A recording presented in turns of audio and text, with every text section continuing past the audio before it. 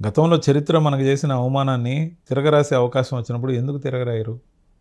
అంతేకాదు, వాళ్ళు ఎవరో పరిపాలించిపోతే వాళ్ళ పేర్లతో మనం ఆ ఊర్లలోనే ఉండాలి, ఆ ఊర్లలోనే బతకాలి, ఆ ఊరి పేరు మార్చకూడదు అనుకుంటే ఇప్పుడు వరకు మార్చిన ఊరి పేర్లు తప్ప? మార్చడం తప్ప? మార్చకుండా ఉండడం రాబోయే రోజుల్లో తప్ప? రెండిట్లో ఒకటి తప్పు.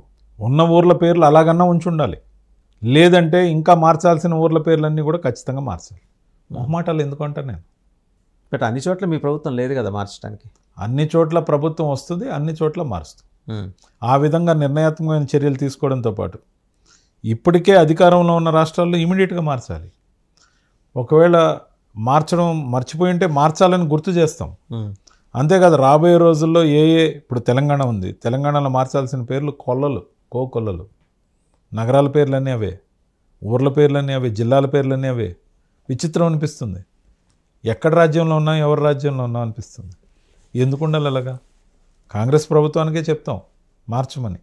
మార్చకపోతే మేము అధికారంలోకి వచ్చాం మారుస్తామని నినాదం ఇస్తాం.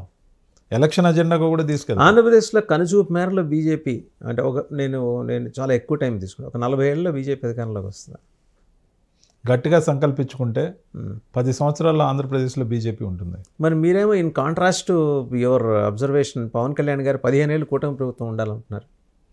గట్టిగా ఆలోచన చేస్తే అన్నాను, కాంట్రాస్ట్ ఏం లేదు దాంట్లో.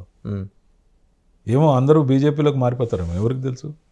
క్వైట్ పాసిబుల్ అంటారా? అది క్వైట్ పాసిబుల్ అండి. విలీనాలు కామనే కదా, ఏముంది పెద్ద విషయం. కాబట్టి దేన్ని శంకించాల్సిన అవసరం లేదు. కానీ నిర్ణయం తీసుకోవాల్సింది బీజేపీ.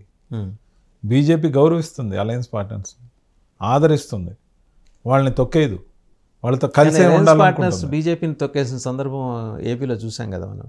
టీడీపీ పంచన చేరి బీజేపీ తన అస్తిత్వాన్ని, రంగుని, రుచిని, వాసనని కోల్పోయి దాదాపు ఒక 25 ఏళ్ళు ఏదో జీవోత్సవంలా ఉంది బీజేపీ. ఇప్పుడు కదా బీజేపీ ఫ్రాగ్రెన్స్ ఏంటనేది ఆంధ్రప్రదేశ్లో కనిపిస్తుంది.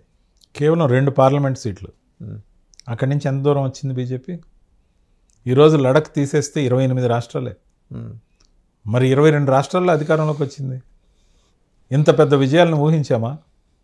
ఖచ్చితంగా ఇంకా కూడా చూడాల్సిన విజయాలు అనేకం ఉన్నాయి. రేపు రాబోయే రోజుల్లో బెంగాల్లో గెలవబోతున్నాం, బీహార్ని రిటైన్ చేసుకోబోతున్నాం, కర్ణాటకలో మరి తెలంగాణలో కూడా అధికారంలోకి వచ్చే కార్యక్రమం ఉంది. ఆంధ్రప్రదేశ్లో అడుగులు ముందుకు పడతాయి, ఎందుకంటే కూటమి ఉంది కాబట్టి. ఖచ్చితంగా మీరు ఇవన్నీ చూస్తారు. మొన్న చంద్రబాబు నాయుడు గారు అసెంబ్లీలో మాట్లాడుతూ మహిళా దినోత్సవం అన్నాడు.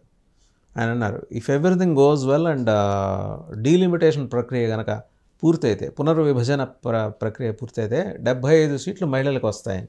అంటే other way around he mean to say పెరగబోతున్నాయి అనా 75 సీట్లు?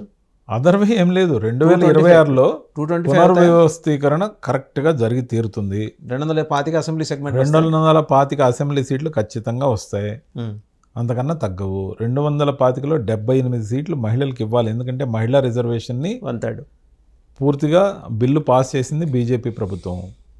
ఖచ్చితంగా ఇంప్లిమెంటేషన్లోకి వస్తుంది.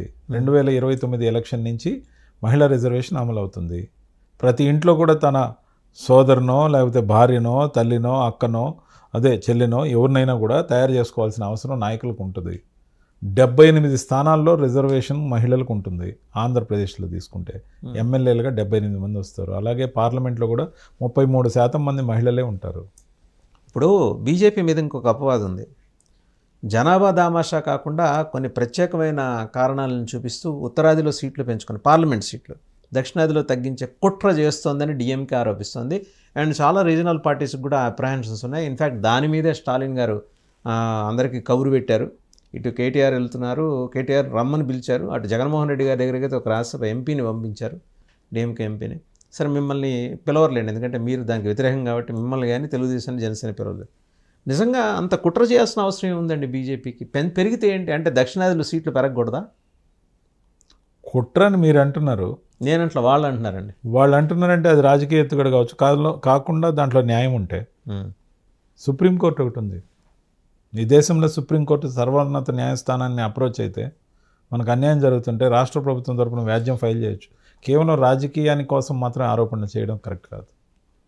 మీరు చెప్పేది నిజమైతే, కేంద్ర ప్రభుత్వం మీ మాట వినడం లేదనుకుంటే గతంలో వాళ్ళ తండ్రి గారు రోడ్లో ధర్నా చేశారు, తను వెళ్ళి ఢిల్లీలో ధర్నా చేయొచ్చు. కేవలం రాజకీయం కోసం చేయకూడదు. ఇది ఖచ్చితంగా కూడా కేంద్ర ప్రభుత్వం నిర్ణయం కరెక్ట్ కాదనుకున్నప్పుడు సుప్రీంకోర్టుని అప్రోచ్ అవ్వచ్చు.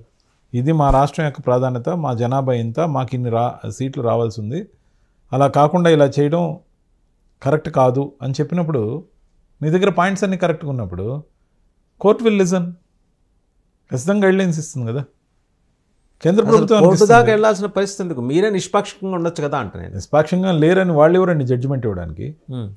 వాళ్ళు ఆరోపణ మాత్రమే చేస్తున్నారు. ఉన్న 5 దక్షిణాది రాష్ట్రాలు, 5 మీరు ఆ పేరుతో ఉత్తరం దక్షిణం అని, ఈశాన్యం పడమరని దేశాన్ని విభజన చేయాలనుకోవడం కరెక్ట్ కాదు. వాళ్ళు చేస్తున్నారు. వాళ్ళు చేస్తున్నారంటే వాళ్ళ స్వార్థమైన ప్రయోజనం ఏంటంటే, ఒక ప్రాంతీయ పార్టీగా మేము పారదర్శకంగా ఉన్నామని మీరు చెప్పే ప్రయత్నం ఎందుకు చేయట్లేదు? ఒక ప్రాంతీయ చెప్తారండి, చెప్తే వాళ్ళకి నచ్చాలి కదా. చెప్పకుండా ఎందుకుంటారు? బీజేపీ ప్రతినిధులు తమిళనాడు అంతా ఉన్నారు, అన్నామలై గారు ఉన్నారు, తమిళిసై గారు ఉన్నారు, చాలామంది ఉన్నారు, నాయకులు చాలామంది ఉన్నారు. ఖచ్చితంగా చెప్తారు, తమిళ్లో వాళ్ళకి అర్థమయ్యేలాగా చెప్తారు, జనాల్లోకి వెళ్ళి చెప్తారు. కానీ అది సరిపోదు అనుకున్నప్పుడు ఖచ్చితంగా వాళ్ళు పోరాట పందాన్ని ఎంచుకోవచ్చు, తప్పేం లేదు. దానికి సౌత్ అంతా ఒకటిగా రండి, మనందరం కలిసి పోరాడదాం.